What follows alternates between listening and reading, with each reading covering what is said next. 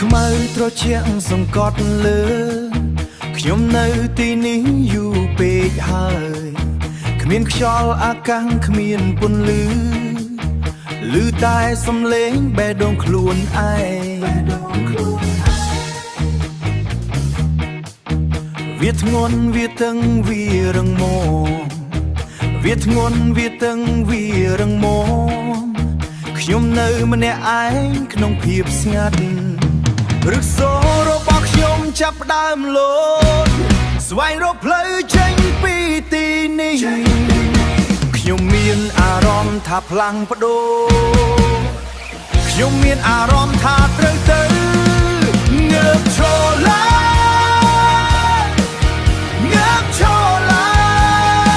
ងងើបឈរឡើងរុញច្រានដីឲ្យបែកខ្ចាត់ខ្ចាយងើបឈរឡើងមើលទៅលើមេឃដកខ្ពស់លែងខ្លាចលែងរីរែងងើបឈរឡើងសម្បកចាស់ក៏បានរហែខ្ញុំលែងត្រូវការលាក់ខ្លួនស្លឹកបៃតងលៀនសន្ធឹងចេញទទួលយកកម្ដៅដែលធ្លាប់ខ្លាចពិភពលោកនេះធំធេងណាស់លើពីអ្វីដែលខ្ញុំធ្លាប់ដឹងធ្ងន់តែខ្ញុំត្រូវទៅយូរតែខ្ញុំត្រូវទៅដល់